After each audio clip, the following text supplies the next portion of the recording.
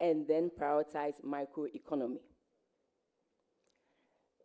Looking at the current macroeconomic situation, can you say, as you suggested, that it is going to remain the same, that we have fixed the macro such that you can start, you can start quickly with your macroeconomy agenda that you gave out in your manifesto?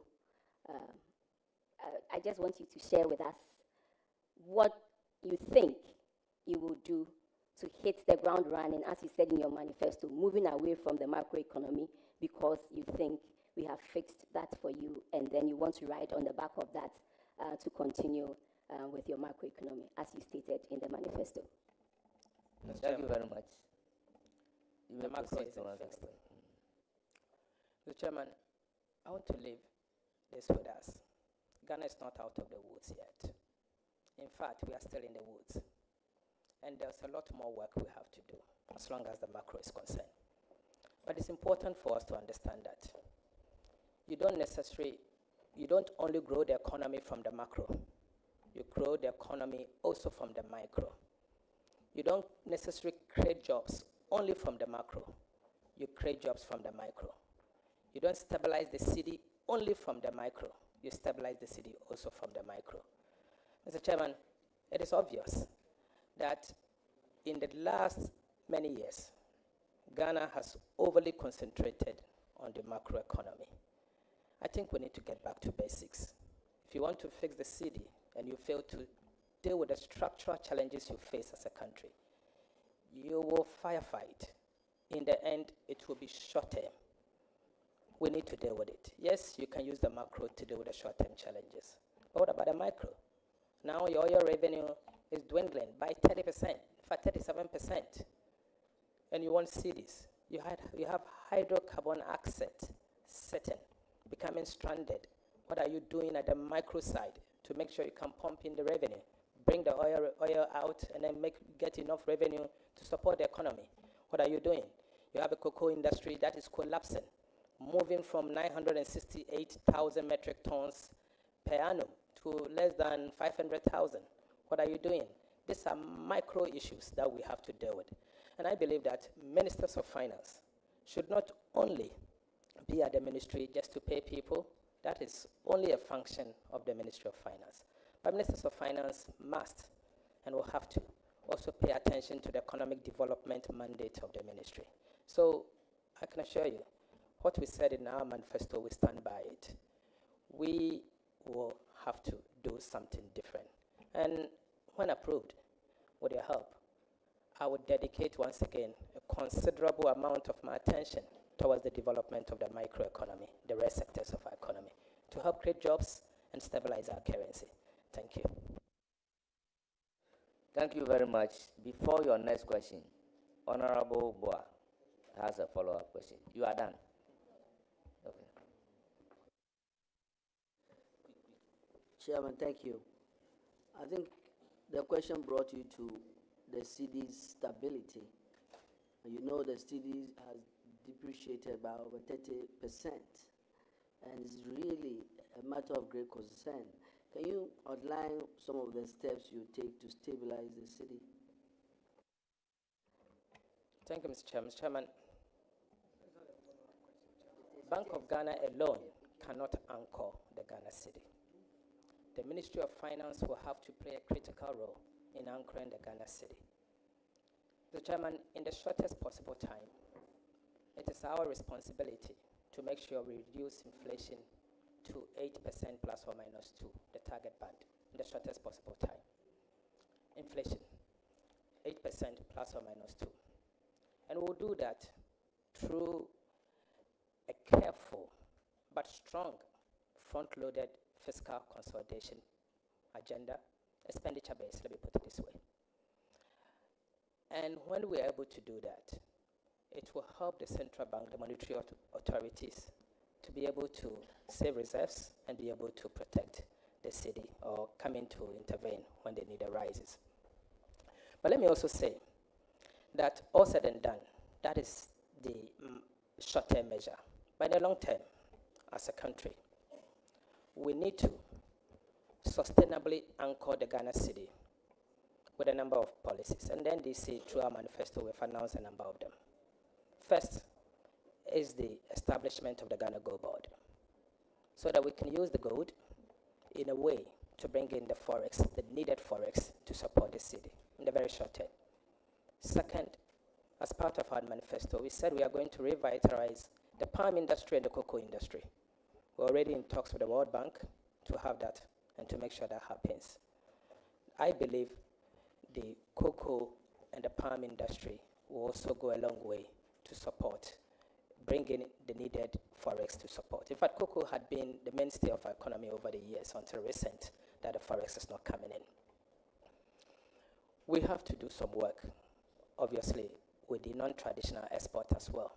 And most importantly for me, we also need to deal with the hydrocarbons. That over the last 8 years, Mr. Chairman, the questioner was a former minister for petroleum. You agree with me that in the last 8 years, we've not been able to bring on stream any additional oil field. That is a major concern. It's not that we don't have the oil is there. It's not that we cannot get additional forex to support, but we need to be quick. And these are things that the Ministry of Finance will have to play a very critical role. So we will sustainably anchor the city by ensuring that these major policies are introduced in the shortest possible time to ensure that we can have a stable city. And that's my priority. As I've said, and I've said it so many times, my priority is stable city, low prices, and indeed job creation. That is a priority, and I'll work to make sure that happens. Thank you. Now, Honorable, your last question. Thank you very much, Mr. Chairman. Mr. Chairman, I heard my brother say that they are going to, according to their manifesto, there's going to be a gold board being set up. And we also know that Bank of Ghana is also having this gold reserve program. So is it a new name for an existing program, or Bank of Ghana will have to halt the current gold reserve program to enable you implement the initiatives in your manifesto? This is just by the way. But my last question is this, my brother. You mentioned that you're going to work very well to improve our revenue measures and increase revenue from the 13.8% or tax to GDP to 16%. I just want to let you know by way of information that there's a revenue strategy policy of the ministry that in the medium term revenue strategy policy, that in the medium term, we're going to take Ghana from the current position where we are to about 20%. And I hope that you find time to look at it, and where you need to tweak it a bit, tweak it and make sure it is implemented for all of us to achieve these targets that we have set for ourselves, because at the end of the day, it is the revenues that will accrue to Ghana to enable us to what is expected of us. You also mentioned that you're going to cut the waste.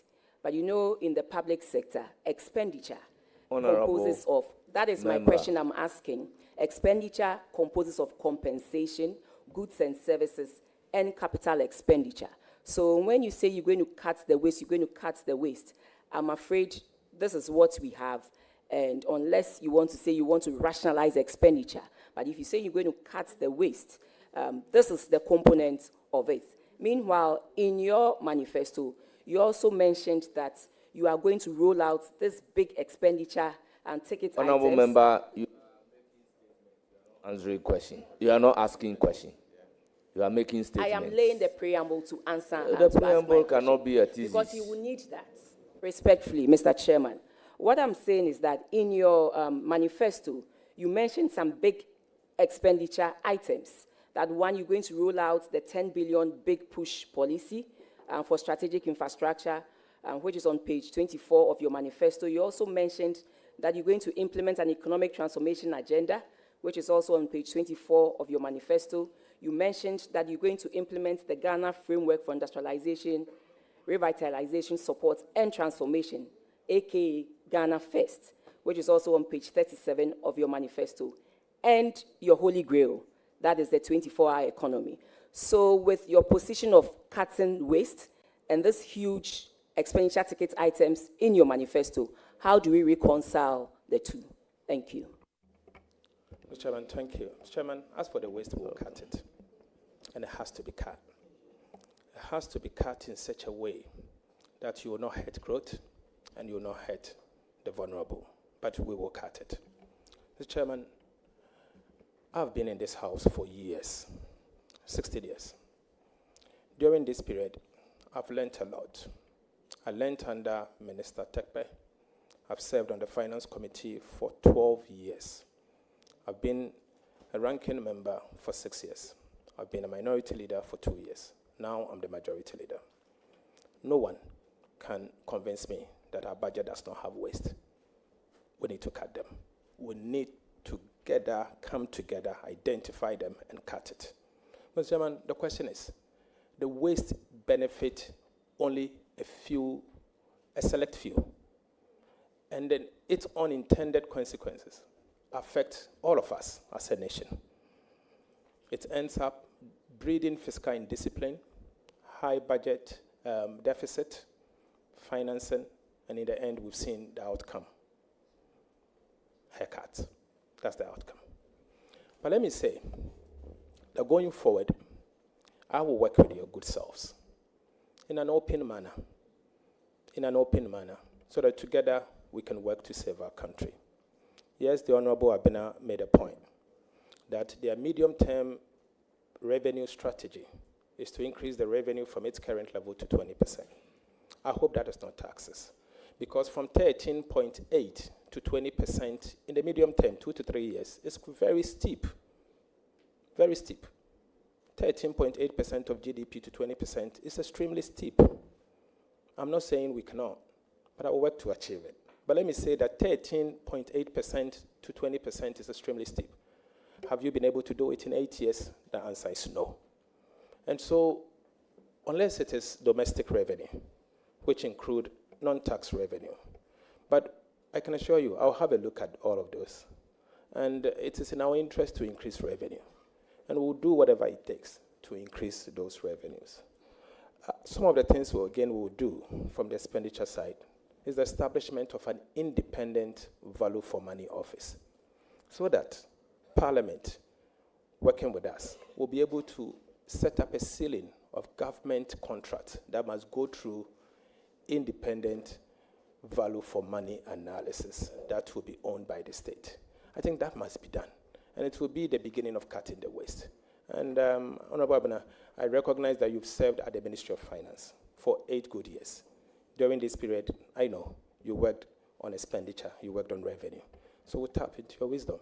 Help us identify some of the waste you may know about so that we can cut them appropriately. Thank you. Thank you very much. It's now the turn of Honorable Mahama Shaibu. Good morning. Thank you very much, Chairman. And good morning, Honorable Nominee, for a well-deserved nomination. My question has to do with investment, the motivation that you have to give to investor confidence. Over the years, we saw major players in our business industry getting out of the country. Now, in a few weeks, however, I've seen some increase in the money market. You have alluded to it here. The available data indicates that the last window of the government treasury bill was oversubscribed by over 2 billion. Can you tell us what plans and measures you have to boost investor confidence? Thank you. Mr. Chairman, from our conversation, particularly with the private sector, a lot of things came out. Distorted VAT regime, the need for us to simplify our taxes, an unfriendly working environment. I believe we need to listen once again to the investing community and the private sector. And in doing so, we'll work with them to come out with a blueprint that will encourage the private sector to boom. From the bond side, I don't know if you meant by the money market side, the bond side. We need to immediately improve our credit rating faster. How do you improve the credit rating? Your fiscal will play a role, and signaling to them that you are ready to do things differently. I've signaled already that we will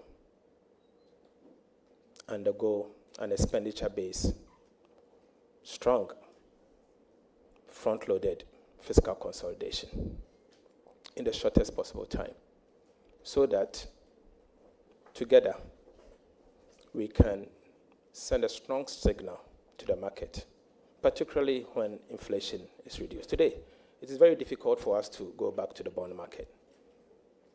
But for us to go back there, domestic bond market, I mean, for us to go back there, there are a few things we need to get it right. Your credit rating and inflation. Inflation today is 23.8, the highest in the last 8 months. And you can see that inflation is inching up. It's inching up by the day. Why has inflation become so stubborn? And I think it's a question we need to ask. And what do we have to do to be able to bring inflation to a target band, A plus or minus 2%? It has to start from the fiscal authorities. And we will start. And we know exactly what we have to do. I need your nod. I need your support. And together, we have a responsibility to do what it takes to fix the economy for the benefit of all of us, particularly the ordinary Ghanaian out there who is struggling. So I'm open, very open, for ideas and to listen to you, not only you, but to the private sector and the entire market, to do whatever you have to do. I'm a very lucky man. I come to this job, apart from my personal experience, but I worked under an astute finance minister, the Honorable said, who's like a father to me. I'll reach out anytime, and there are a lot of people. And Honorable Abena is here, a sister I know, Honorable Amin, the former past minister. And so, let's see, whatever it takes, we'll do it. Thank you. Thank you very much. I will now give the floor to Honorable Alassane Umar. Thank you, Chairman, for giving me this opportunity. Mr. Nominee and Leader, congratulations. I have a question on public debt. And I'll base it on the mid-year review, 2024 mid-year policy review. Paragraph 51 stated that the public debt of Ghana is 742 billion cedis as of today. I want to ask you, how do you plan to manage this huge debt? Thank you. Mr. Chairman, thank you very much. Mr. Chairman,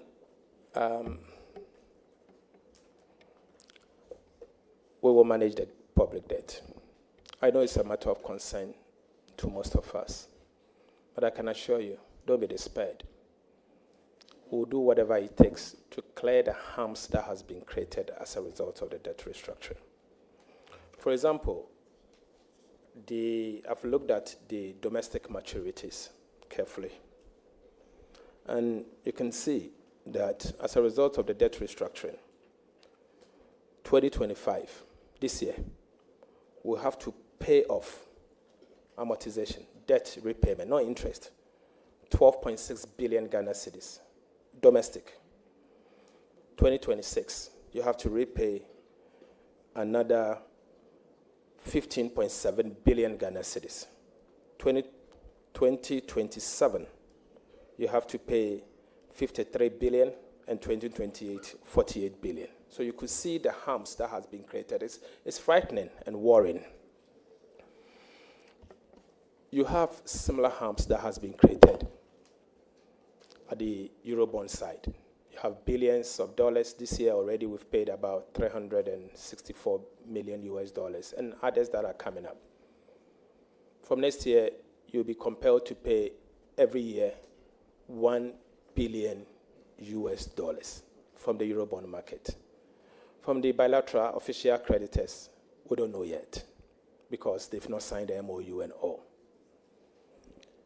I recognize the challenges that we have to face as a country. I'm familiar with it. What I can say is that we need to urgently go back to the drawing board to see what we can refinance and what we cannot refinance, and build buffers to take those ones that we cannot refinance. Currently, we do not have buffers to take off some of this debt as and when they fall due, particularly the external side. No buffers. We have to learn from the past. We have to learn from our mistakes as a country. Rambo Setepe once taught me how to build buffers, and his famous sinking fund, when you have the need to save for during good times to take care of eventualities or during bad times. We did the same, to the extent that when we were leaving office, there was enough buffers for the incoming administration to repay the maturing Eurobond. We did just that. Today, it is obvious that we do not have buffers for the external side. For the domestic side, I don't know of any buffer. But nevertheless, and as I've said, don't be despaired, we will manage this debt. His Excellency, the former president, in his last State of the Nation address said that he did not expect the incoming finance minister to default. I want to use this podium to assure the former president that we will not default. We are very much aware of the harms that has been created. It's not palatable. It's worrying. For example, you need to always, every week, week in, week out, go into the T-bill market and refinance 111 billion Ghana cedis. Week in, week out. 91 days, you have to refinance 51.6. 182 days, you have to refinance 24.6 billion. And 364 days, you have to refinance 34.9 billion. So together, you are talking of 111 billion Ghana cedis in T-bills that you have to refinance. Or probably roll over. Aside the domestic payment debt that I spoke about. But we will implement an effective debt management program, and we will establish an independent debt management office. I think I said it earlier. And this independent debt management office will manage our debt better, and going forward, avoid past mistakes. I think that is very important. I think we don't have to dwell too much with the past. The past is behind us. We have a country to take care of. We have citizens that are struggling. And so we'll focus on the way forward and forward march of our people and do what is right. But be assured, we'll manage the debt better. Thank you very much. Any more questions from Omar?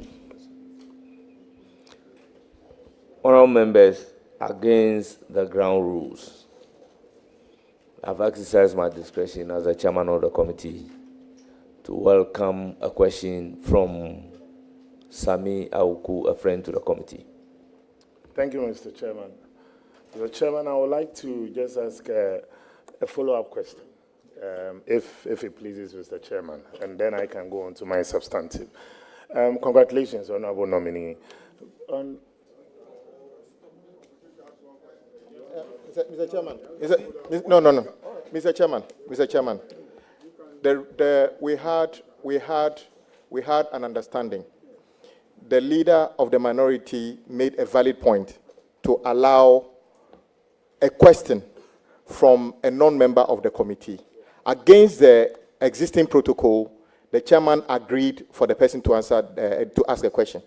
It is not appropriate for that person to now say you want to ask a follow-up question before his substantive question. That is not allowed. So go on and answer your question. That is I think the point I'm making to Chairman. That he is allowed to ask. Samia Okume, you do exactly the same. Mr. Chairman, basically it has to do with... Chairman, today is Monday morning.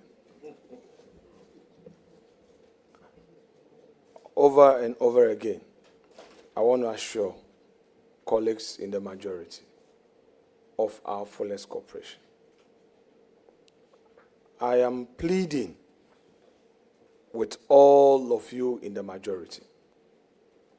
No attempt should be made to intimidate my members, especially the new ones. Honorable Kwame Govins Agboja, you are an experienced legislator. What you just did, you knew the effect of what you just did.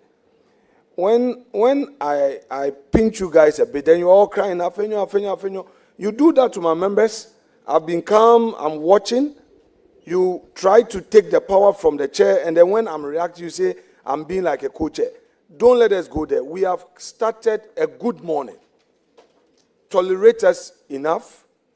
Be patient. So far, your side have not done the scrutiny. And we understand you are in government. Scrutiny would largely be done by the minority and the opposition. So please, in all humility, if you be... Yes, no problem. Let me finish. Let me finish.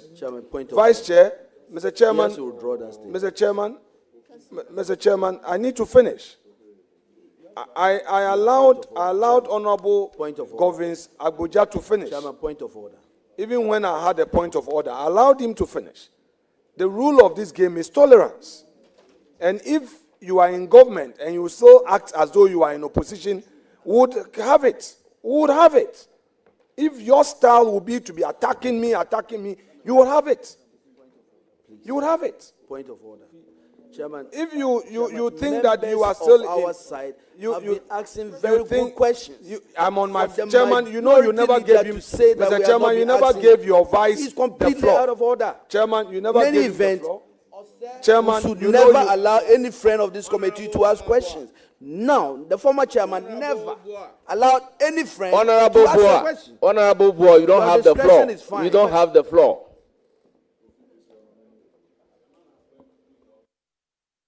Chairman, I would accord every member of this committee utmost respect. And our side will continue to treat all of us here with utmost respect. Colleagues, I'm compelled to make this point. We are here in good faith. The minority has cooperated with chairman for us to get here in good faith. The letter got to us in Parliament. An advert was done. We cooperated for the advert to be placed in the paper same day. We were supposed to start this vetting tomorrow. Chairman reached out to me regarding some exigencies. I convinced my side that there is a need for the new government to proceed to form a government. The president needs his team. So let us not obstruct. Let's cooperate. I still have communications asking me, leader, why are you changing from Tuesday to Monday? I am here to do the people's work with my team. This posture of attack on me, colleagues, chairman, with the greatest respect, I will not take it anymore. Even my opening remarks had to receive interjections and point of order. When go and watch Bagwin as minority leader, his opening remarks, let's watch the videos let's watch Harun Idrisu. Guys, I don't want a situation where it will be like, Markin wants to do this and that. I understand governance. I know governance. And I will support you to form your government. But nobody should make an attempt to use some attacks to frustrate. It won't work. And we are not going to boycott proceedings. As Honorable Governor Agboja once said on the floor, even laying paper, even for him to oppose, he says that there will be chaos. That was his threat. We know what he did to my vice chair. No, it's not payback. I will never do that. I'm not petty. I know what they did to this 67-year-old woman who was then the chair of the appointment committee, our mother. We know what happened. The cameras watched it. So, colleagues, you are now in government. Your duty is tolerance. Tolerance. If you don't want to tolerate us and you don't want to accommodate and you are talking about rules, then we'll also go by the rules strictly. I would end here. Chairman, thank you. And thank you very much, Honorable Minority Leader. Thank you very much, Honorable Minority Leader. The presidents are there. We all know that Honorable Joseph Osei-Osu, sitting as the chairman of the appointment committee, will never welcome a question from a non-member of the committee. I am using my discretion to allow a non-member to ask a question. I am asking you to ask a question. And to ask a question does not give you room to ask supplementary question before the main question. It's an abuse of the opportunity being given to you. May you proceed and ask your question. Mr. Chairman. Chairman, wait. No, wait. Chairman, with the greatest respect, I know you are an advocate. You do a lot of cross-examination. You cannot raise your voice on a member. He's a first timer. When he makes a mistake, let's correct him in a manner that would encourage him to enjoy Parliament. He's a new member. Please, with the greatest respect, I know it was not your intention, but knowing you when you get your client in a tight corner, how you deal with them, I beg you, this is not your client. I beg you. Neither is he. So, Mr. Chairman, Honourable member, ask your question. Mr. Chairman, thank you very much. But first of all, I did not even make a mistake in the first place. Just for the records, I did seek leave. Go ahead and Chairman. ask the question, and please. Once it wasn't approved, then I proceed to my substantive. That's all, Mr. Chairman. And thank you very much, Mr. Chairman, for the clarity. And I will proceed. Honorable nominee, I would like to refer you to a publication on the 15th of March, 2021. And I want to paraphrase because I don't want to miss any word. And I quote, Ghana today, we are complaining that this gambling is destroying our youth. I've read a number of articles on this. I would have thought that the government will come out with a policy to restrict gambling and to even ban it, he said. And this was a quotation attributed to you, Honorable Nominee. I want to ask and proceed on this. Do you still stand by this position of banning gambling and banning betting and all that in its entirety, or now your position has changed? That's what I wanted to ask. Thank you. Thank you, Mr. Chairman. Mr. Chairman, I think it's a very good question, and it's an opportunity for me to clarify. Mr. Chairman, I was on a show with the Honorable Kojo Opon Nkrumah, and the contest must come out. The Honorable Kojo Opon Nkrumah, at the time Minister for Information, I'm sure, had the responsibility to sell a government policy on betting. And he said, I'm surprised you are not bringing that portion. He said that betting tax is being implemented because it is destroying our youth, and that the government is introducing this betting tax he said the government is introducing this betting tax to deter them, equivalent to a sin tax, so that they will not be staking the bet. I retorted on a show being hosted by Evans Mensah on Joy FM PM Express. I retorted by saying that will not solve the problem. That will not solve the problem because I've read a number of articles, and the article presupposes or suggests that it is destroying our youth. And so if you want to introduce a tax, you have to first look at the elasticities, and as to whether the elasticities will mean that imposing such a tax will prevent the individual or the people concerned from the staking of the VAT, of the betting or not. But I doubt that that will. And so if you intend doing that, the best option is to ban it and not to introduce a tax. And I said the tax will not solve the problem. Here we are today. I've been vindicated. Has the tax solved the problem as intended by the government? Big no.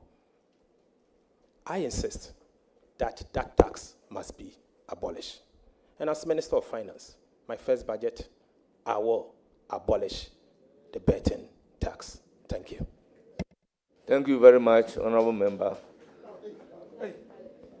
We don't do that in Parliament. We say here, here. No, but they are not.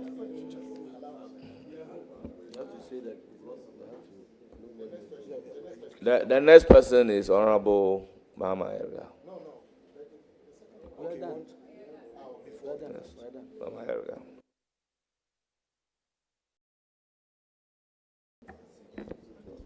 I thought somebody was my friend until I was given an opportunity to ask a question. And she started heckling me even before I've asked the question. Congratulations, my leader. My real question was to ask you how prepared you are to deal with the multitude of economic challenges confronting Ghana. But after listening to you within these few minutes, I thought it wise to abandon my question. Because even before asking, you have made a case demonstrating your readiness and preparedness to confront the problems of Ghana with greater expertise and finesse than we have seen in the past. So I have a few questions focusing on what my brother and former majority leader and now minority leader raised in his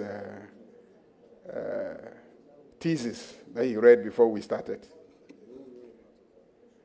Oh, it's very beautiful. Thesis. Honorable Member, continue. Proceed.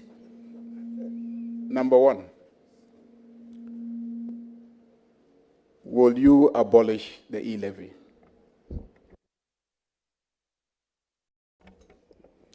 Thank you very much, Mr. Chairman. Mr. Chairman, my position on the e-levy is well known.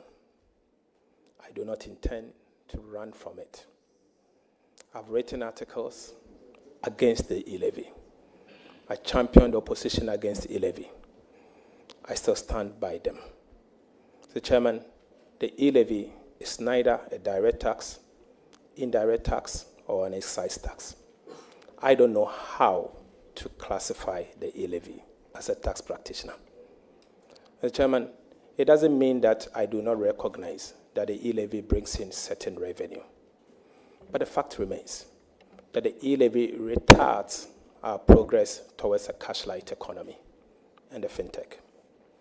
We need to abolish the e-levy.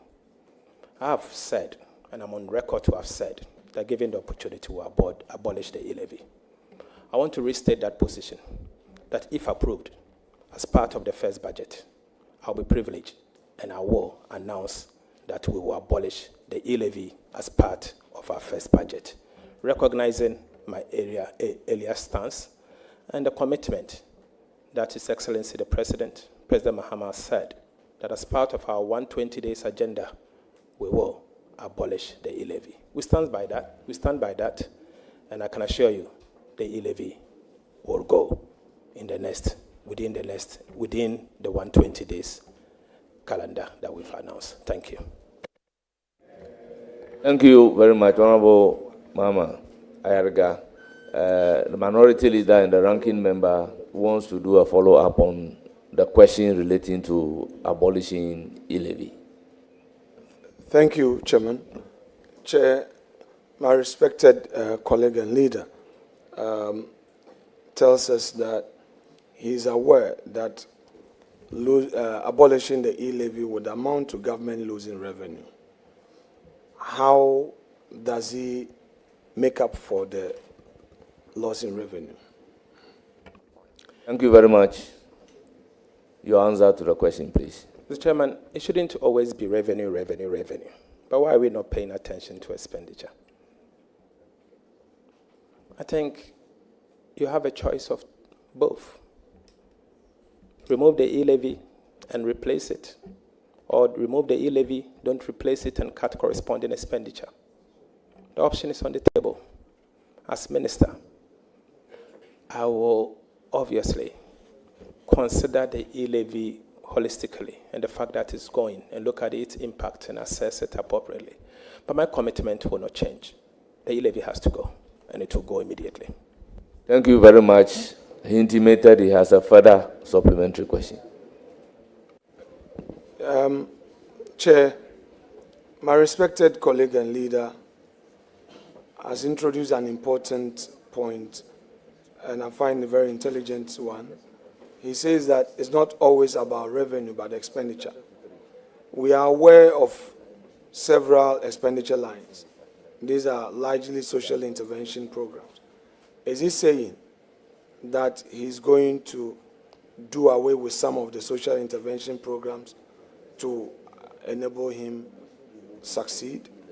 Or has he been able to identify a particular expenditure line to be able to deal with? Because to say you are going to abolish it on good authority and you are not going to look for another source of revenue to replace it, but you're going to cut on expenditure, it so suggests that you've identified one. Have you been able to identify one?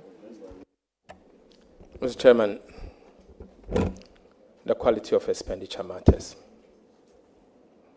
I have said here, and I'm on record to have said that as part of our short-term measures, we will indeed implement a careful but a strong expenditure-based front-loaded fiscal consolidation agenda without hurting growth and the vulnerable.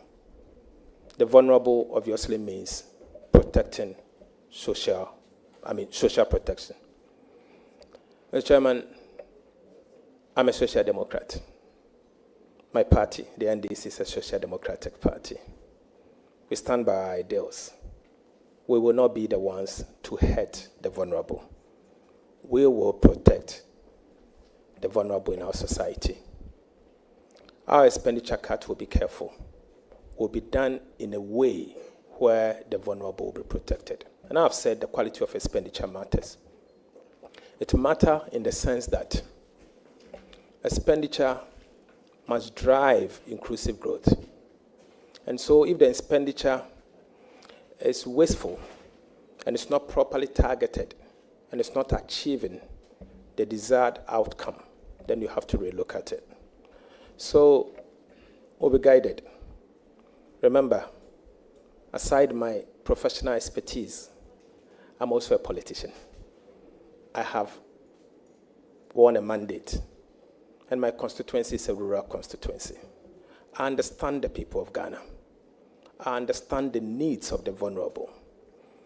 I understand the dynamics of the political economy. I have monitored Ghana's economy for close to 20 years, 2 decades. I understand its trends, and I can assure you that whatever policy that we will introduce it in such a way that it will drive inclusive growth and help all of us. Thank you. Thank you very much. The ranking member is really enjoying the answers to the question. We may now move on with Honorable Mahama Ayarga. Honorable Atuforson, you have been talking about cutting down on expenditure. You've repeated that several times this morning. Is the reduction in the number of ministers and the reduction in the number of existing ministries, is that part of the measures being taken at the highest levels to cut down on expenditure? Mr. Chairman, the size of government matter. It feeds into the expenditure framework. Reducing government ministries from 30 to 23 gives you a savings of 7. 7 bureaucratic agencies. 7 bureaucratic agencies comes with its own cost. Therefore, it is part of the envelope. So straight away you can see the envelope. Today, the Ministry of Finance will have to populate the budget as approved by Parliament for expenditure in advance of appropriations. It has, as part of it, 30 ministries. Immediately, they have to realign to 23. So straight away, you have cost centers of 27 that you have to eliminate. Some are fixed, but they are variable costs that you immediately cut. And so you can understand that as part of the government's policy to cut down expenditure, we have already begun. And I'm sure in the next budget, you'll be very impressed with us, what some of the things we'll do. I don't want to preempt it. I'm not a minister yet. I will count on you to approve me very fast so that I can start the work. Thank you. Thank you very much. Your last question. My last question is, do you have any doubts about any of our commitments to abolish any of the taxes? Are we reneging? Is there any conversation in the circles of government? Is there any doubt in our mind about any of the taxes that we said we will abolish? Mr. Chairman, certainly no. Certainly no. Thank you very much.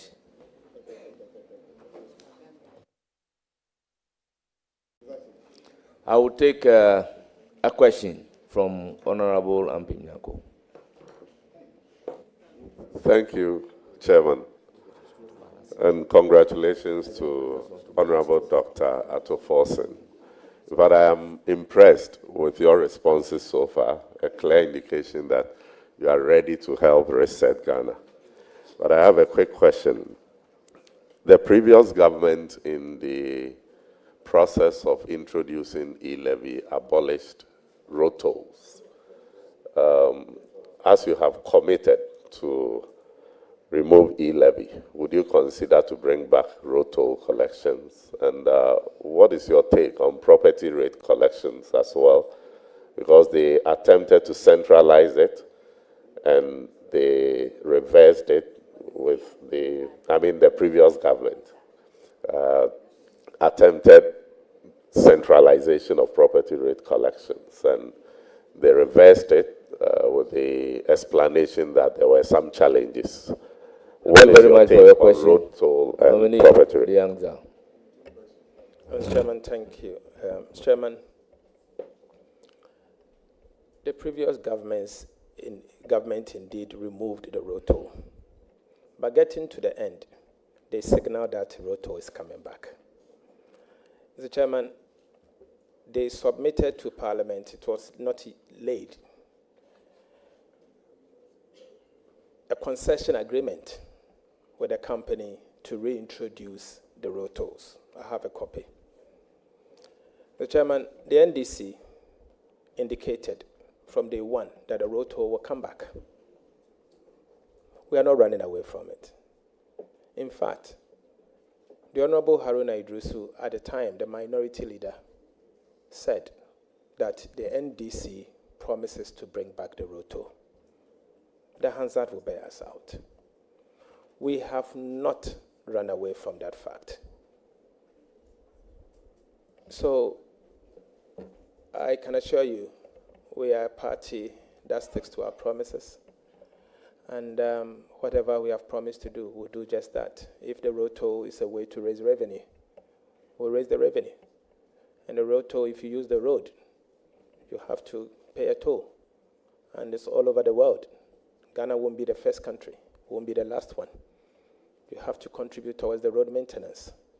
And so the only thing is we have to collect the revenue effectively and efficiently so that we can plow it towards the maintenance of those roads. Thank you. Thank you very much. I will take a question from Gideon Buako. Dr. Gideon Buako. Thank you, Mr. Chairman. And Mr. Chairman, the honorable nominee per series affiliated to the Kwame Nkrumah University of Science and Technology Business School. In fact, he signed up for the program at the time I was seconded to the office of the Vice President. So as a lecturer of the business school, I think it is appropriate that on behalf of the KNUST Business School, I congratulate you. And I can see my colleague, Professor Jonathan Annan, sitting behind you to show moral support. Mr. Honorable Nominee, on 3rd April 2019, Ghana's economic management team held a public lecture at the College of Physicians and Surgeons. And this lecture was led by the former Vice President, Dr. Mahamudu Bawumia. The lecture was themed Our Progress, Our Status, Our Future.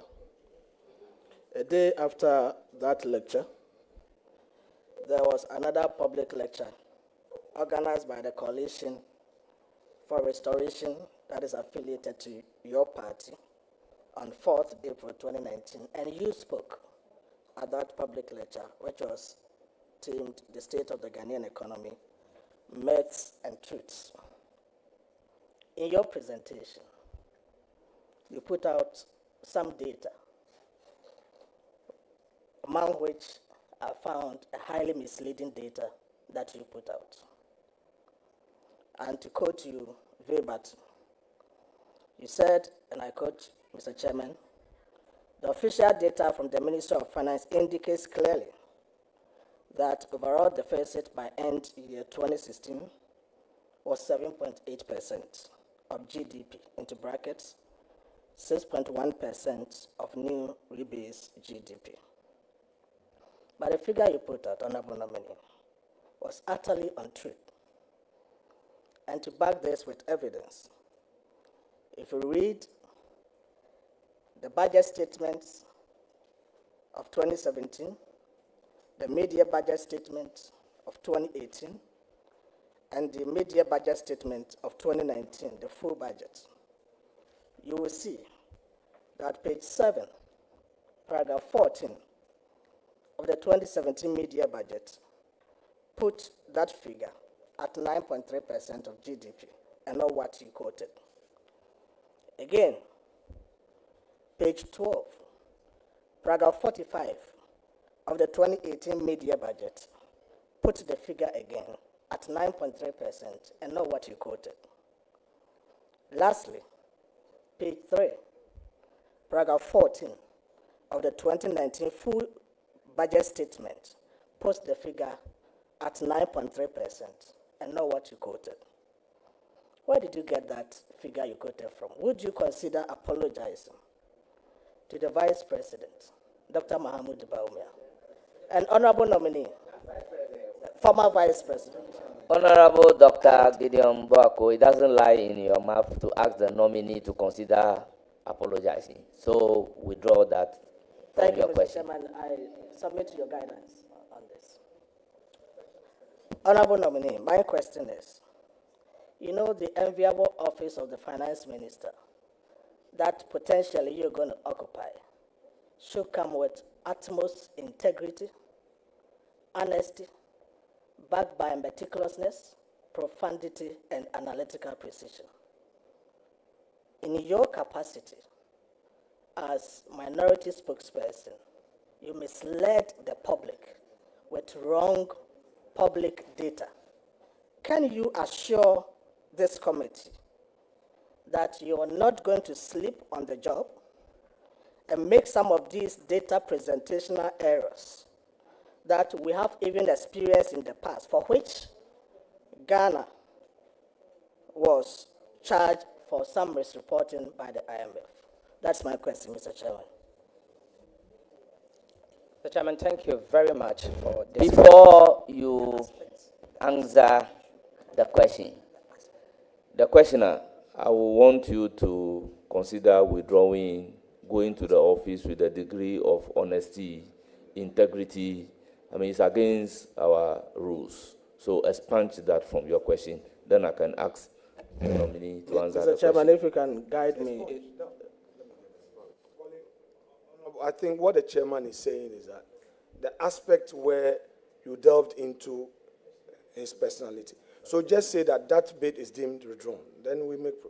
Mr. Chairman, duly acknowledge. Thank you very much. Nominee, you may proceed to answer the question. Thank you very much, Mr. Chairman. Mr. Chairman, the Honorable Gideon Boakon has got it very wrong. Very wrong in the sense that he's not privy to the IMF data. And I want to refer him to the IMF staff report for 2018 and 2019. And if you can check now, I want to take him into it. Mr. Chairman, he's wrong. In fact, the very 7.8 fiscal deficit for 2016 was reported by the IMF. And Mr. Chairman, the IMF has subsequently even revised the fiscal deficit for 2016 down on cash basis to 6.3%. 6.3%.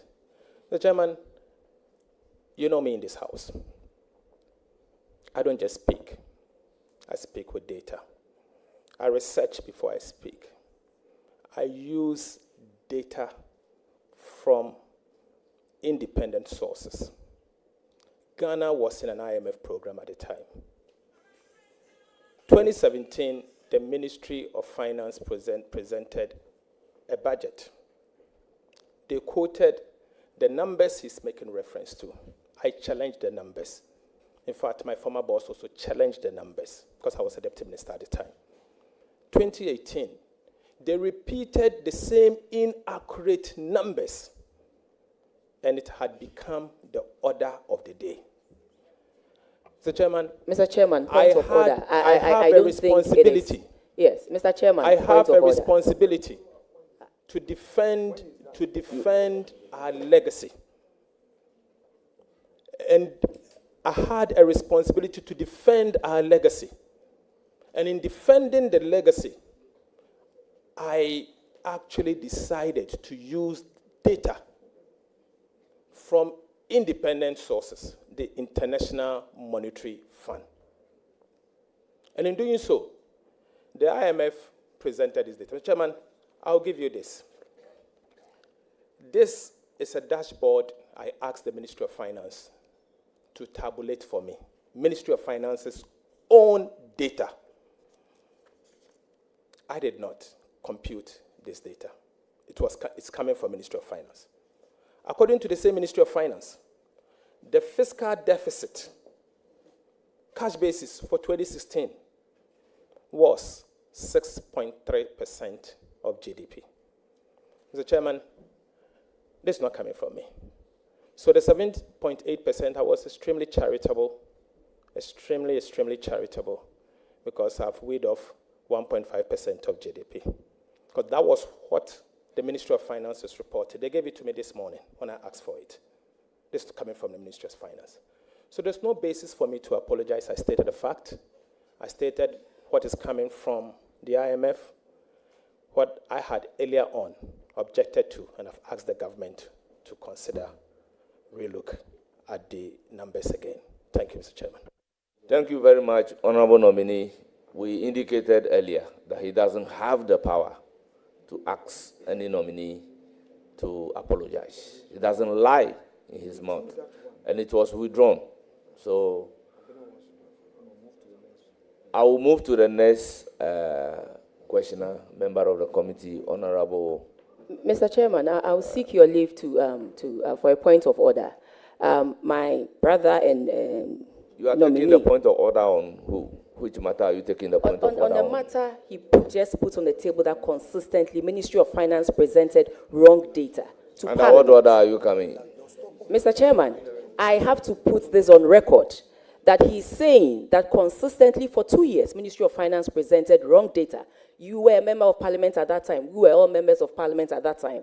And then he comes back to tell us that today he's gone back to that same Ministry of Finance to get accurate data because he's the one going to, lead or chair, lead the ministry. I don't think it is proper. I don't think this is how we should treat ourselves. If for one reason you have found out another data that is maybe contrary to what we presented, definitely there will be explanations. Definitely there will be, reasons why it is so. But to say that consistently we presented wrong data to Parliament consistently for 2 years, Mr. Chairman, this is Ghana. And like my neighbor in Etiwa West said, whatever we say here, the international investors are listening and watching, and to have repercussions on this economy. So let's manage what we say.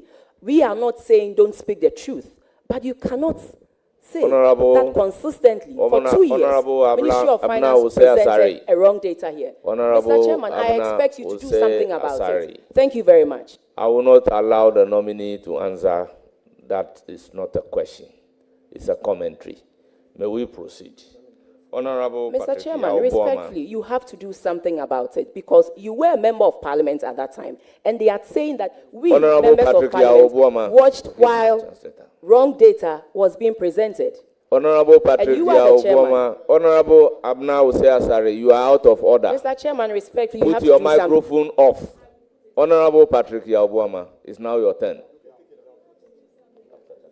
Chairman, you have female members on this committee, and I believe you must protect the ladies on the committee, Mr. Chairman.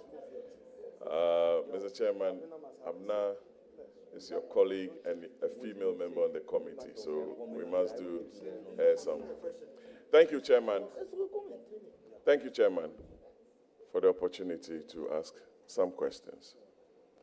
Let me use the opportunity to congratulate my good friend, Honorable Kasiel Atoba Forsen, for his nomination as Finance Minister Designate. Sometime in 2022, you alluded to the fact that the central bank had printed over 22 billion cedis ostensibly to inject into the economy some funds.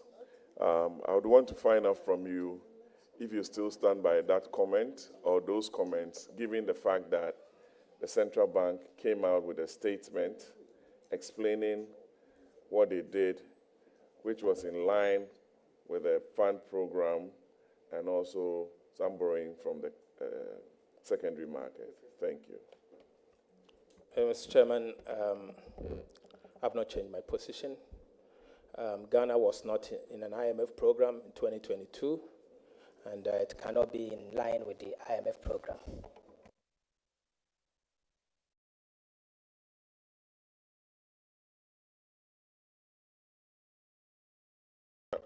I didn't get the answer correctly from my good friend. Honorable nominee, can you repeat your answer? Mr. Chairman, he said what the central bank did was in line with the IMF program. Ghana was not in an IMF program, and I stand by my position that the central bank indeed engaged in monetary financing, in other words known as money printing. Much for repeating your answer. Your second question.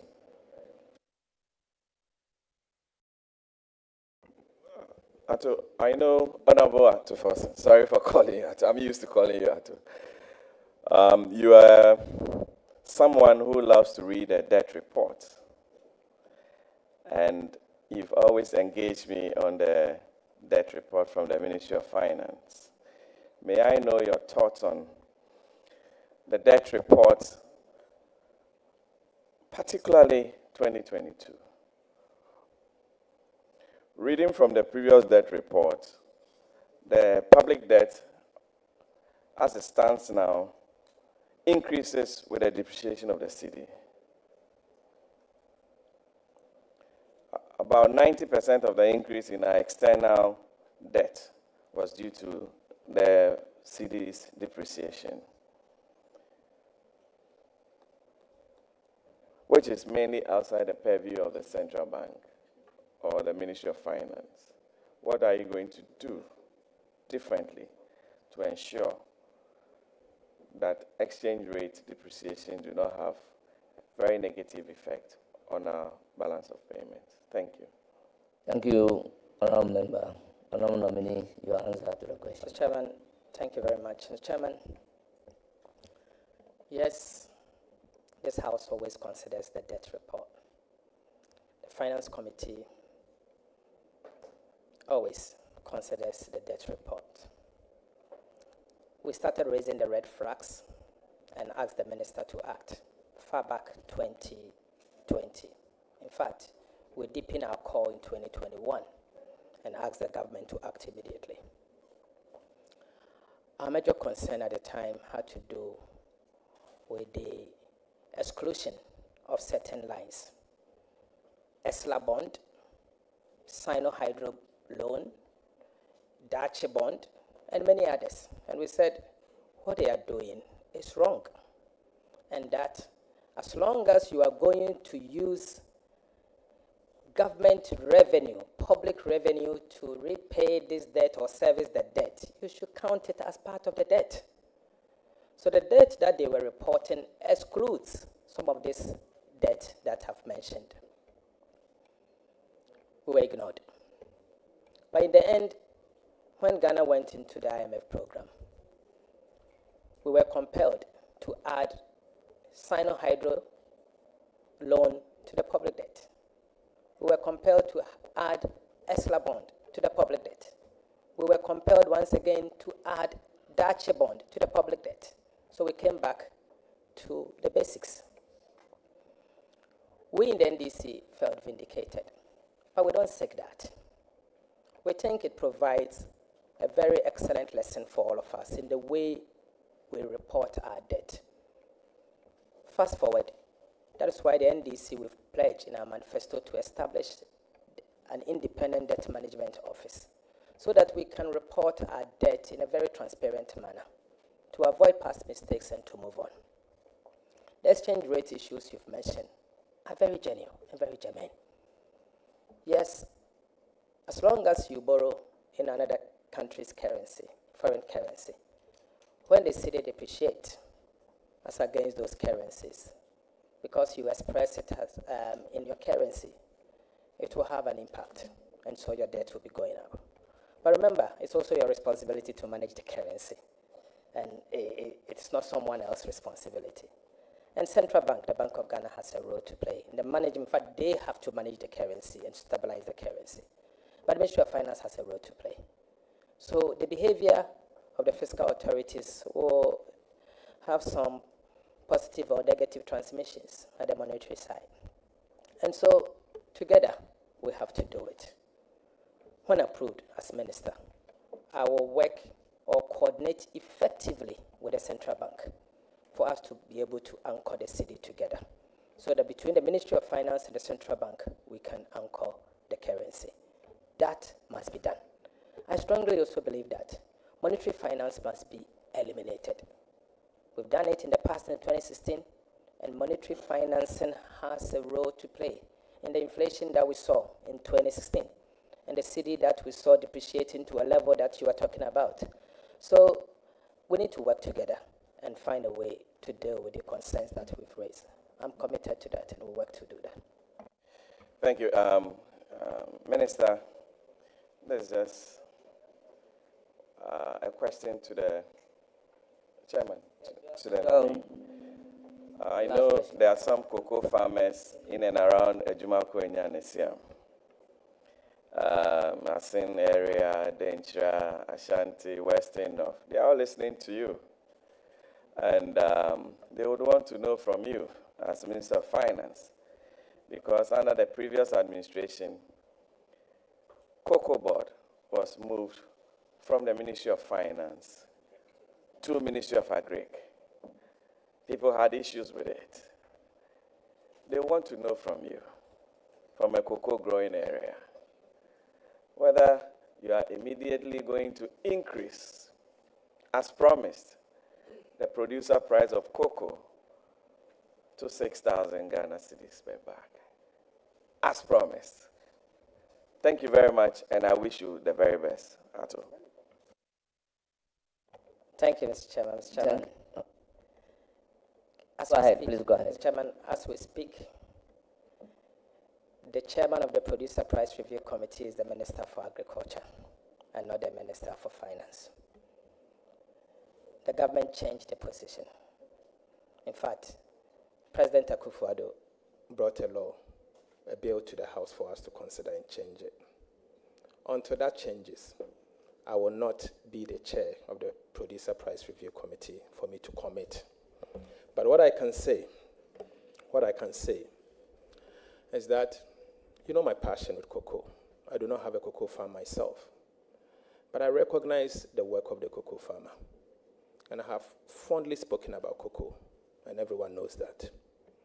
I think the cocoa farmer must be prioritized. One of the reasons why our cocoa is going down is that we are not paying the cocoa farmer a fair price.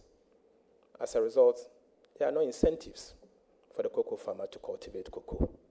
And our volumes are dwindling from almost 1 million metric ton to 400 and something thousand metric ton. Today, we are second largest producer of cocoa. Ecuador is fast approaching, and if care is not taken, Ecuador will overtake us. Cocoa has supported Ghana's economy over the years. I think it's about time that we pay attention to the cocoa sector by giving fair price to the cocoa farmer and revamp the industry. As minister, obviously, as Minister of Finance, when approved, I will work with the Ghana Cocoa Board as a rare sector active player to revitalize the cocoa sector, but at the same time paying attention to what the cocoa farmer gets. Because we need to incentivize them, we need to encourage them for them to be able to cultivate the cocoa and for them to be able to also be encouraged to stay within the sector. Remember, the cocoa industry is more or less the largest single employer of Ghana's economy. And it cuts across how many regions in our country. Almost half of this country produces cocoa. So don't overlook cocoa, and we will not overlook cocoa. Minister, thank you very much. Just to give you some information, yes. that committee is co-chaired by the Minister of Finance and the Minister. So you have a voice. Right from the word go, you have a voice. So that even empowers me stronger. Thank you very much. And my passion will always come to play. Thank you. It's now the turn of Honorable Governor Kwame Abuja, the Majority Chief Whip. Chairman, thank you. I also want to take the opportunity to congratulate my boss, the Majority Leader, Honorable Kesel Atoba Forson. Working with you as your whip, I have no doubt you are cut for this job. You are a personality determined to achieve results, and you are selfless, and you love your country. I believe with you in the chair, you will be able to drive, on behalf of the President, the economic reset that we all desire as a people of this country. Chair, I have an observation. I haven't served long enough on this committee, but I have this to say. This is the longest vetting of a leader since I entered Parliament. Though my very good friend, the respected Minority Leader, made the point that there's a convention that leaders are vetted differently. And I was here when even the Deputy Majority Whip at the time, Honorable Lydia Alassane, was vetted. That rule even applied to her as a Deputy Whip. We are approaching 3 hours of vetting. There's a perception that these things only apply when our colleague NPP are at the receiving end, i.e., when they need to benefit, these rules apply. And we on the NDC side follow through. Let this just be on the record that one day, if a leader gets vetted 3 hours, 4 hours, it wouldn't be that, oh, because it's NPP or NDC, but you have actually set the precedent. Let me go to another observation. My very respected leader, I know he knows his numbers, and he actually goes not only read Hansards, but actually watch videos of proceedings in Parliament. And we all learn from him sometimes, though I came to Parliament with him. His premium on details are correct. In his, what I call the press, using this platform for a press conference initially, he spoke about a lot of things. One of the important things he spoke about was the communication from His Excellency the President to this House, where he suggested that Order 65-1 says that that type of letter should be signed by the President, Vice President, or a minister designated by the President. And he took issues with Dr. Kalisu signing that letter. I have here in my hands a letter dated 21st January 2021. And this letter communicates President Akufo-Addo's nominees for ministerial and regional ministerial designate.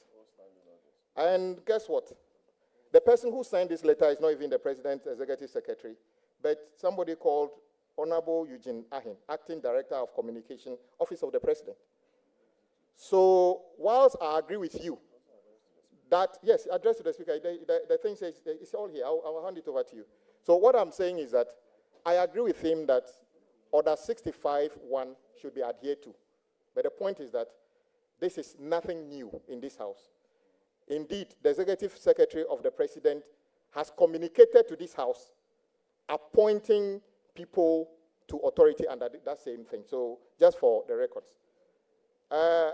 Honorable Dr. Ato Forson, I have just one question for you.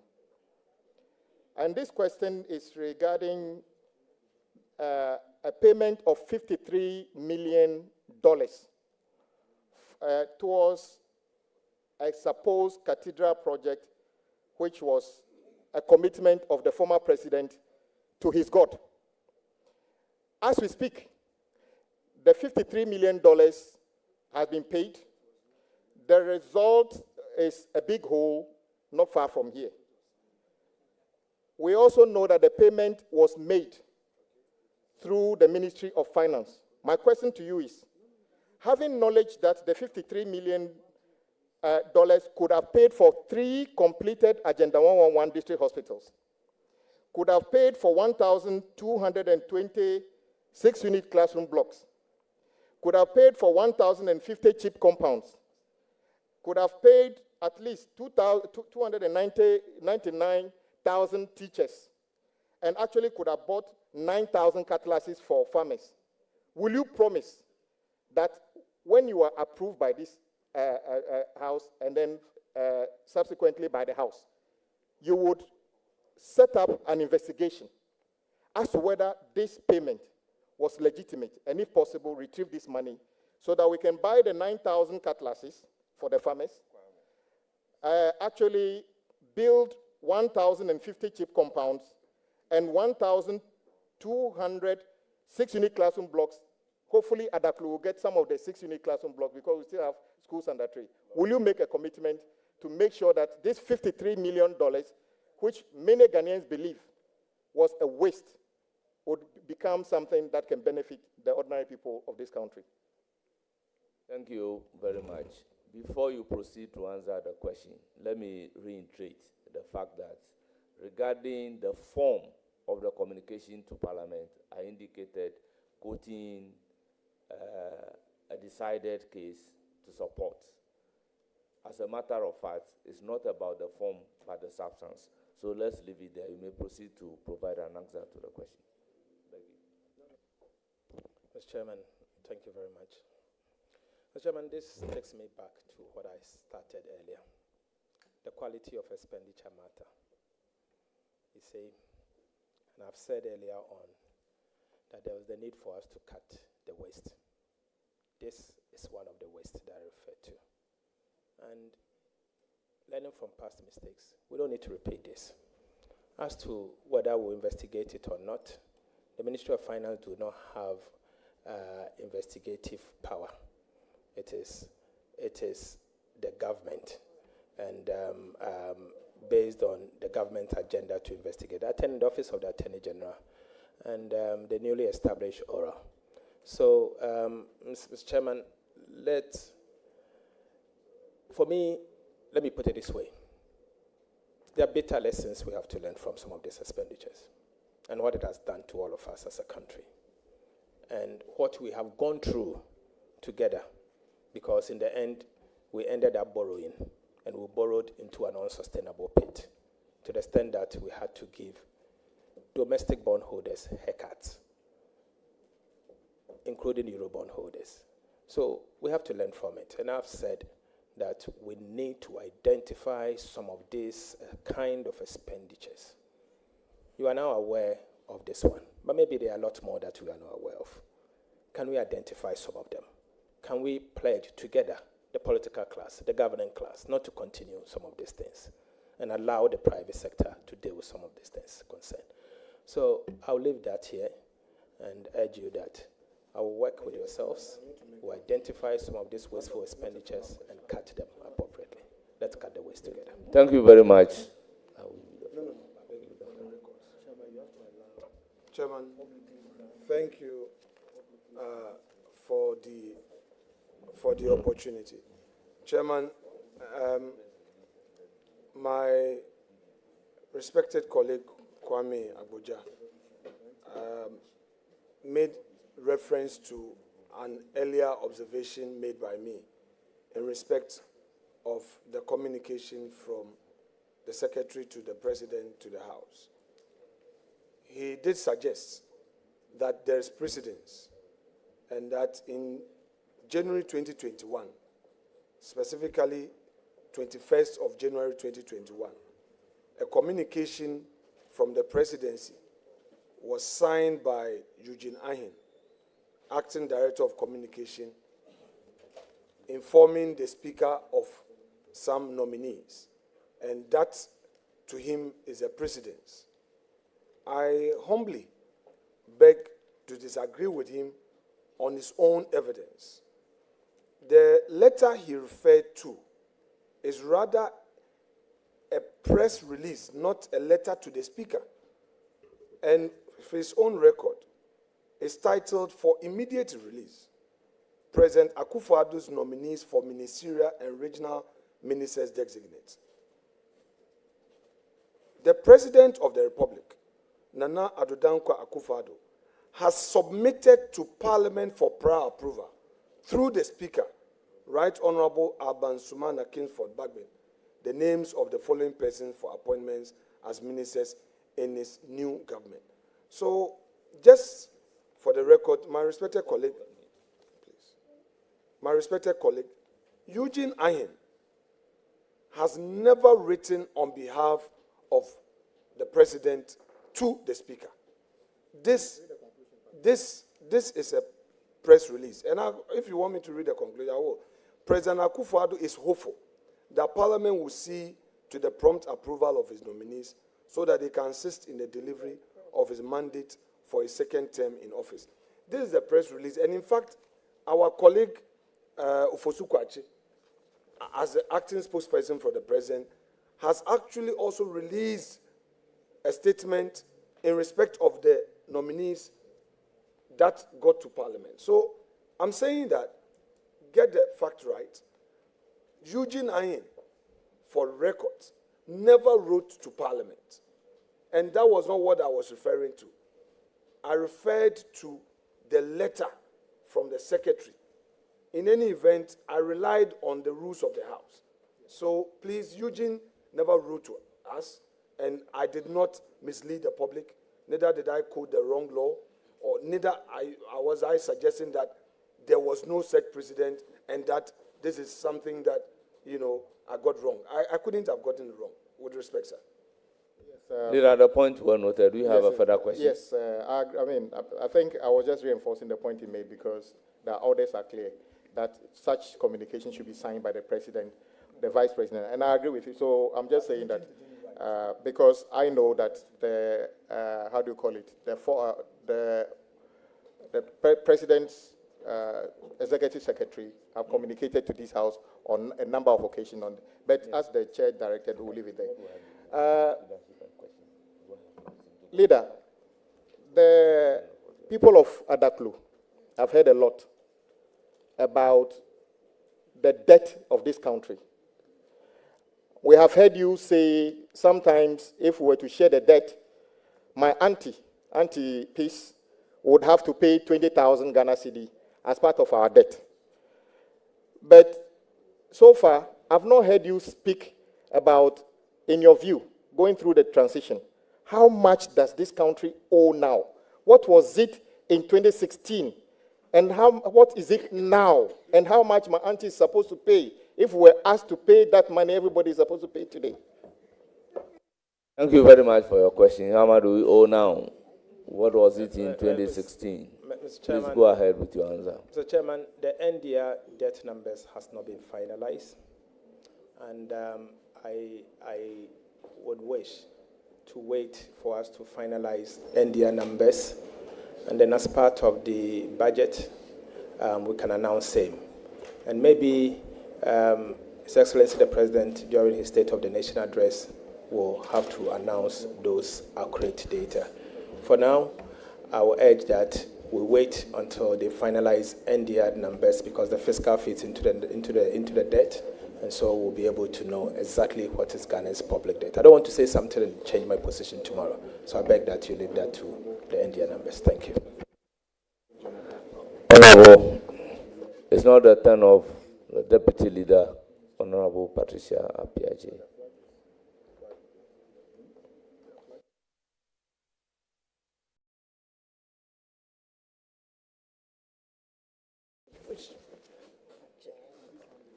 Thank you very much, Mr. Chairman. Honorable Leader, that's my favorite leader. Having been here for all this while, I've been wondering how many sins this committee has committed to fast-track your vetting today. I've been wondering how many sins we have committed, and I've been wondering whether Ghana, Banana Republic, has been transported back to Ghana. So that's my first question. Should I treat it as a comment or a question to the nominee? I've been wondering, and I need an answer from my leader. Mr. Chairman, thank you very much. Mr. Chairman, I remember enumerating the number of sins she's committed as the vice chair of our appointment committee. So, Mr. Chairman, I'm not a member of the appointment committee. I cannot be too sure the sins they have committed. That one is between you and your God. I think you mean you don't know the sins we've committed as a committee for fast-tracking your vetting today, a vetting that was supposed to be held tomorrow and is being held today? And we were even expecting it to be held in the next 2 weeks. Anyway, I like your answer. Honorable Leader, on behalf of the cocoa farmers across the country, and on my own behalf, I'd like to congratulate you for your appointment as the Minister Designate for Finance. Honorable Leader, the current cocoa price, producer price of cocoa, is 49,600 per ton. That is 3,100 for 64 kg bag. Over the past 1 year. Are you talking in terms of dollars or cedis? Cedis, I want to be clear.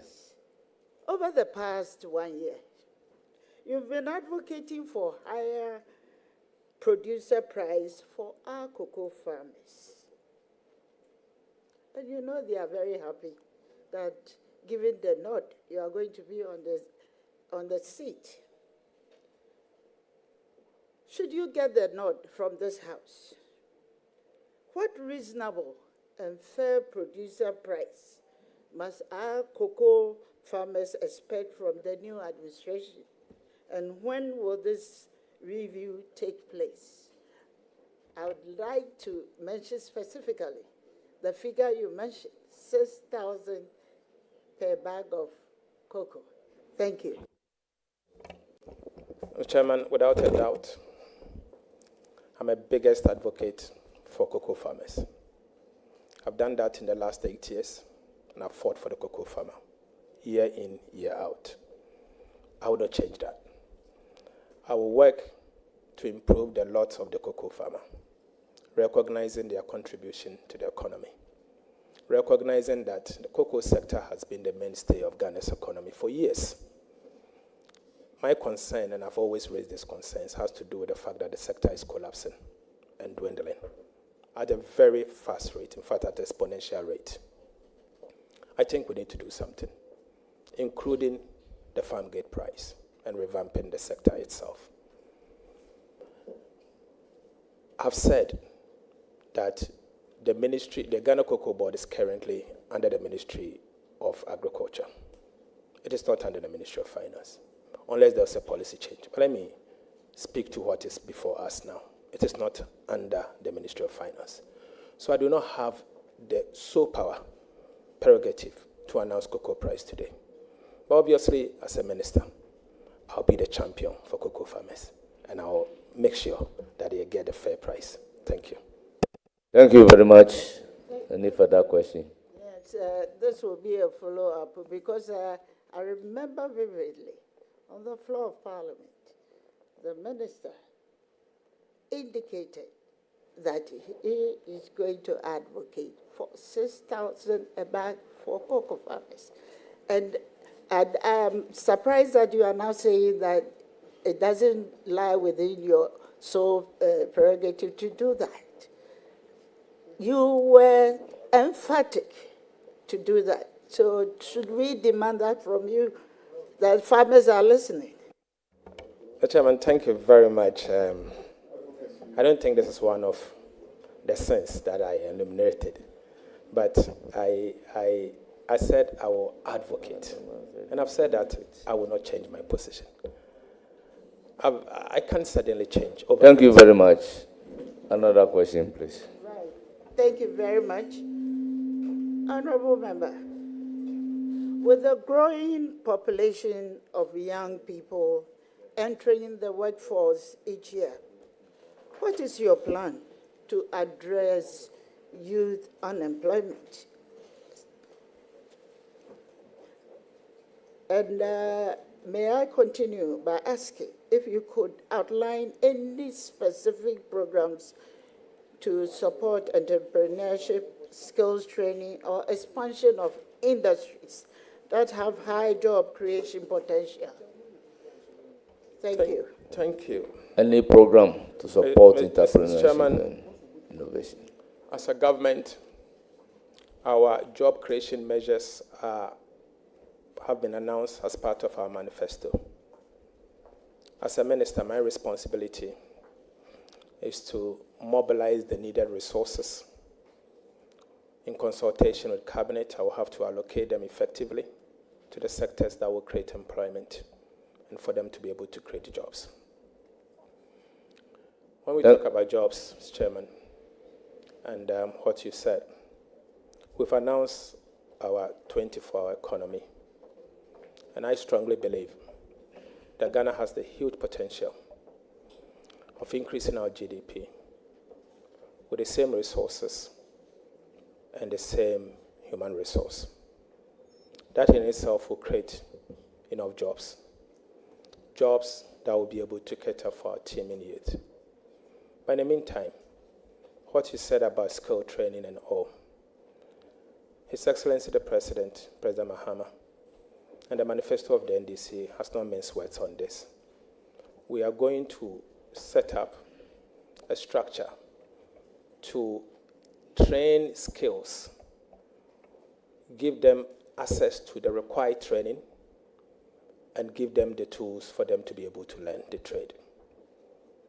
I'll fund it as a minister, if approved, or when approved, in such a way that the skills that we lack as a country, we can train them locally and give them employment. Today, most of us, anytime you want to get good artisans, you go to our neighboring countries and bring them in. But we have the youth here. Why don't we give them the training? I think we need to revisit that. And I'll work with the sector ministers and be able to allocate the needed resources to them. And as I've said, that is my role as a minister responsible for finance. So locate the revenue, the resources to them, for them to be able to. Then I will mobilize the resources and be able to allocate them effectively and efficiently.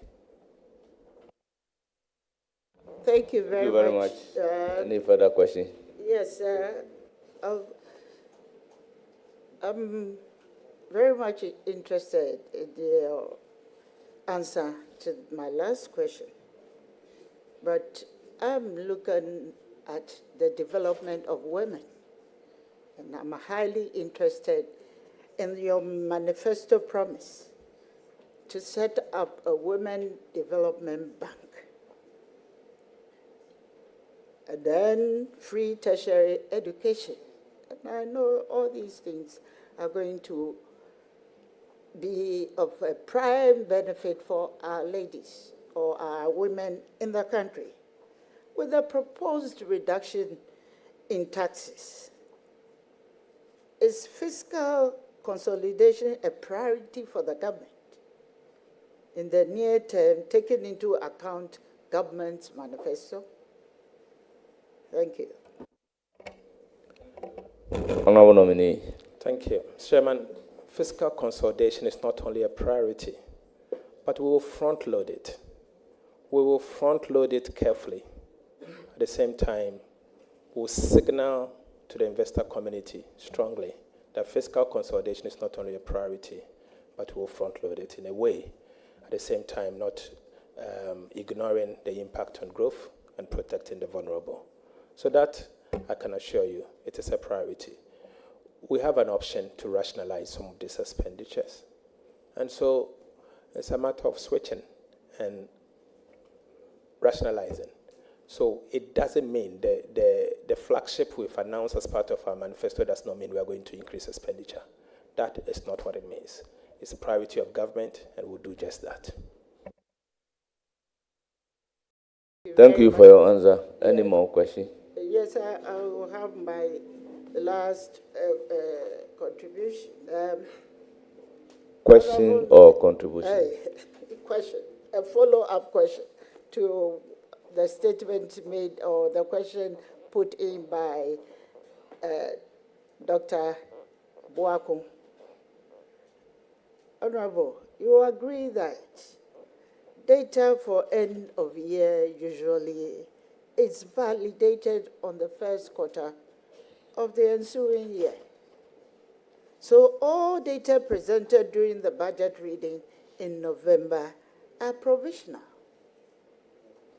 How then do you say that data presented in 2017 and 2018, knowing that they are provisional, you term it as inaccurate?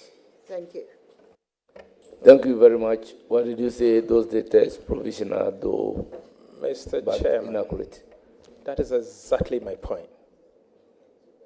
The Honorable Gideon Boakon made reference to a particular data point and said that I was inaccurate. I had said this in 2019, and I said it at the time that the government had published accurate data. I said it at the time that the IMF, at the time, and remember, Ghana was in an IMF program, had gone to their board to present to their board end-year final numbers. Mr. Chairman, I did not lie. I said what I believe was the fact. In fact, subsequent data from the Ministry of Finance has confirmed that I was overly generous. And then the fiscal data was even below what I had announced.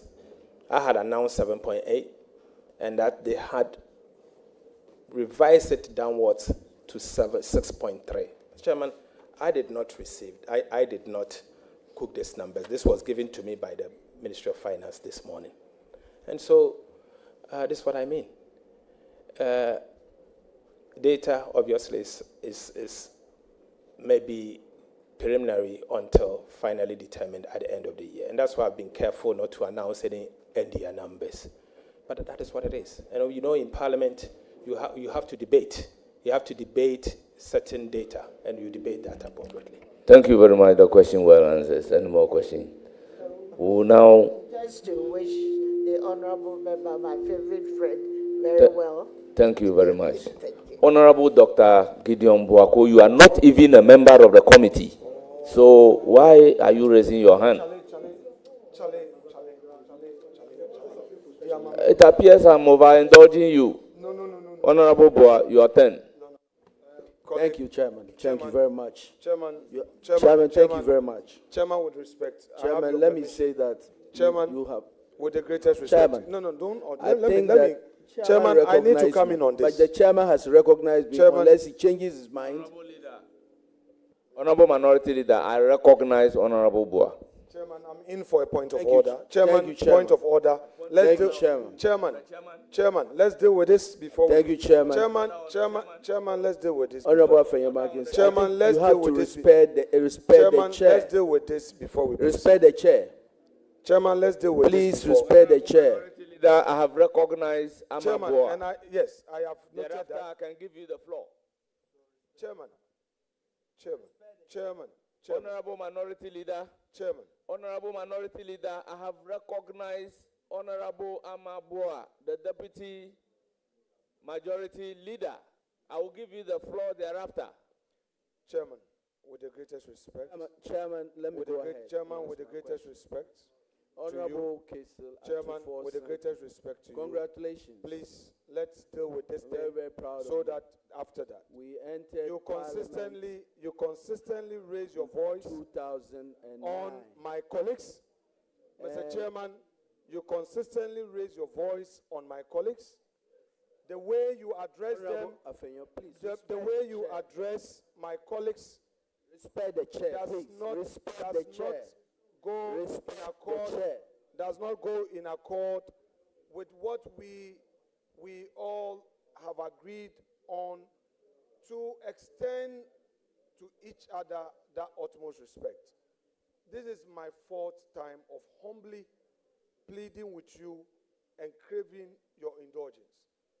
I understand that you may have a high-pitched voice. However, I will plead with you. The way you came across as shouting on him, it happened in Honorable Abina Osaya Sari. You did it to Honorable Samia Wuku, and it's happening. I'm only pleading with you that in all humility, please, perhaps you did not intend that. And I'm here. If you feel that any of my colleagues is doing something or there's something that is not acceptable, we can work together. But the way very well, you did it, I'm pleading with you. Point well made. Please, Chair. But, Honorable Leader, with all due respect, I indulge non-members of the committee to ask a question contrary to the practice and the procedure of this particular committee. Therefore, I do not expect any non-member, after exhausting that right, to be craving to ask more questions. I think we should conduct the business in a very orderly manner. So, Honorable Amaboa, your turn. Chairman, let me say that the only reason why I yielded to Honorable Afenyomakin is not because he's macho than anybody here, but because I respect this parliament and I respect the chair. Honorable Deputy Majority Leader, proceed to ask your question. I respect the chair. Proceed to ask Chairman, your question. I'm going to ask my question. Let me put it on record that, Chairman, you've been very kind to the minority today. And I've been here for a long time.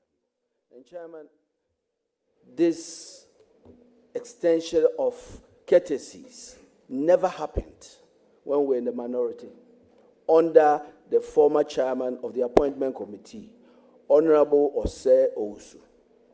It never happened.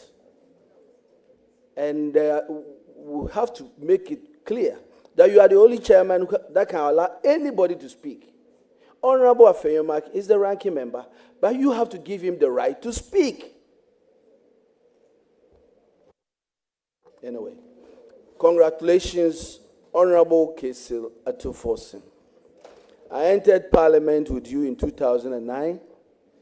I know that we were about 42 on our side, and then the other side also had a number. We were all together about 92. Today, after 16 years, well, we are only 4 left. That speaks volumes about the attrition of Parliament. But I am very, very, very proud of you. So if I say I know you very well, I know you very well. You are a man of complete integrity, and you speak with data and facts. And I am very, very confident that that's exactly what you do. I'm very proud of your performance today, and I think you've calmed the nerves of the people of Ghana and given them the assurance that you are going to really lead, quite frankly, the finance ministry to success. So, my respected leader, I must also congratulate you on behalf of our colleague. You, as minority leader, will be remembered as the leader that in the last 2 years led the minority from 137 to 188 seats. Congratulations. So I'll go straight to my question. Ghana's economy, Honorable, is grappling with serious challenges. I think you've talked a lot about them. There to GDP issues, inflation, and high unemployment. And so my question is, as the Minister of Finance, what will be your top priorities to address these challenges? Mr. Chairman, thank you very much. Mr. Chairman, let me also thank His Excellency the President for the honor done me, and my party, the NDC, again, for giving me such an opportunity to serve Ghana in such a high position, in a position of trust. I come to this position very well prepared. I have 16 years experience in public service after some years in the private sector. The Chairman, in politics, you are aware that I've served, one as a Deputy Minister of Finance,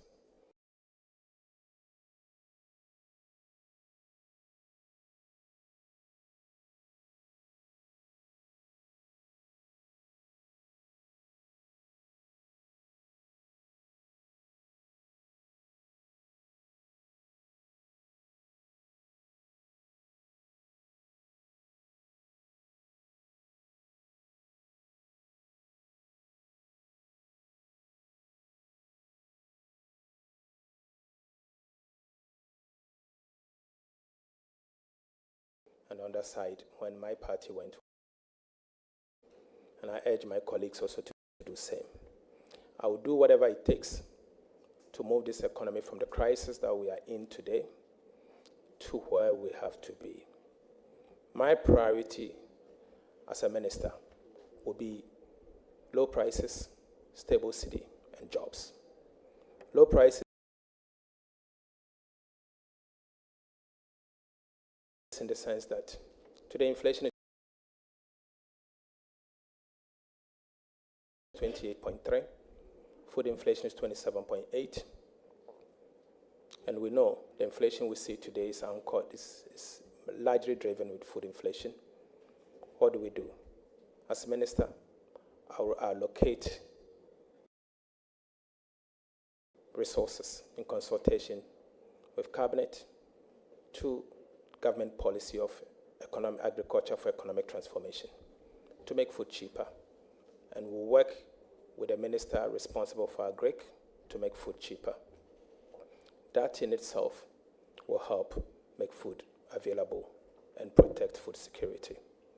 From the price side, you can't talk about price without inflation. I mean, inflation needs to be tamed. It has been stubborn. I've said it earlier.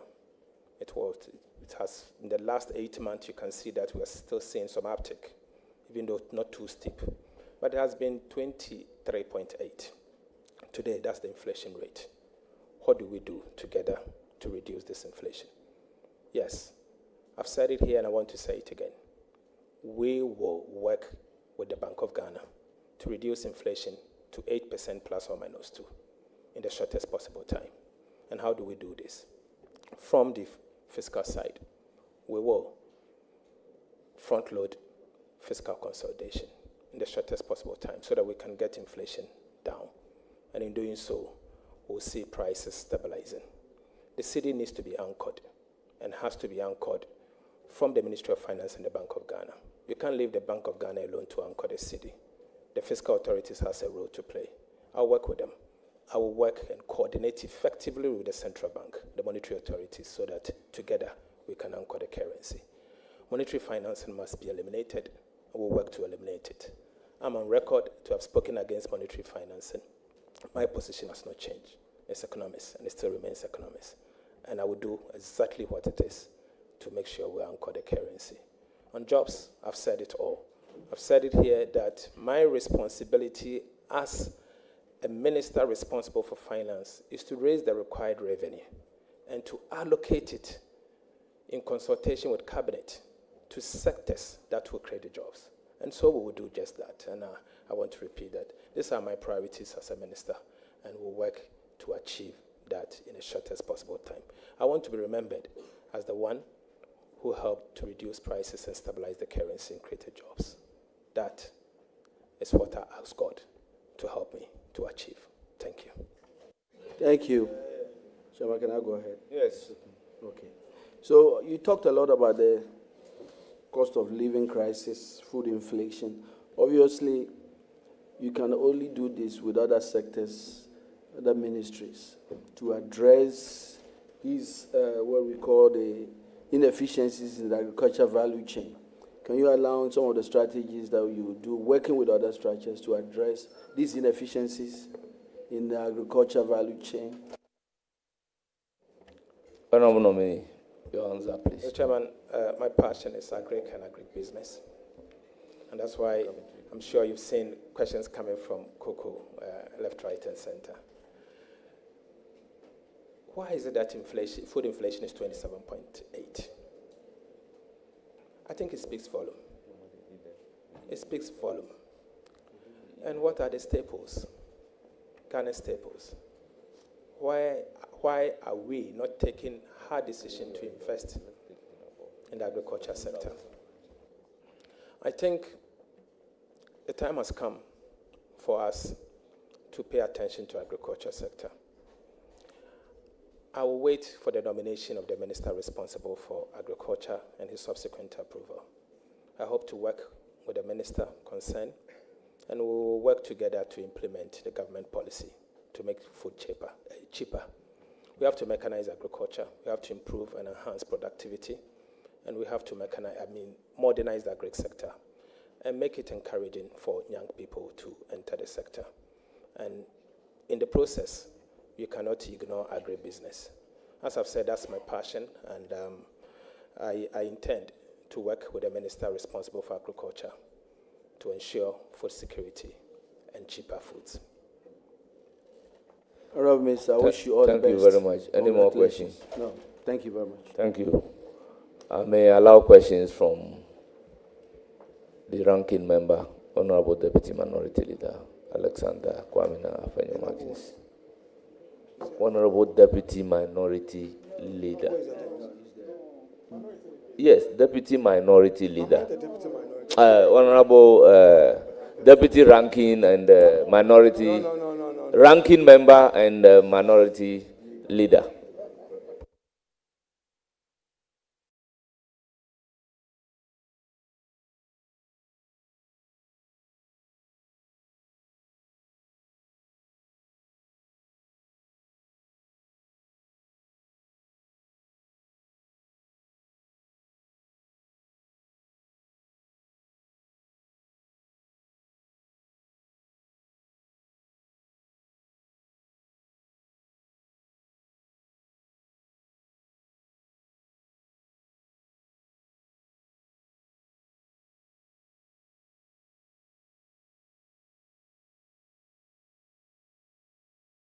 Great source of power, adding to your options, knowing that quality and standard remains intact, and our content, which is accepted as truth and accuracy every day, is accessible on the go. Access your favorite daily graphic and our weeklies The Mirror, Graphic Business, Graphic Showbiz, Junior Graphic, and Graphic Sports on Graphic News Plus app. It's the digital replicas of our work. Download Graphic News Plus app on the Google Play Store, Apple App Store, and available on www.graphicnewsplus.com as you remain abreast of and keep pace with on-the-minute news updates on the go. Home sweet home. Welcome family and friends. Choose the bundle that best works for you from as low as 10 Ghana cedis weekly for unlimited access to all publications. Graphic. Truth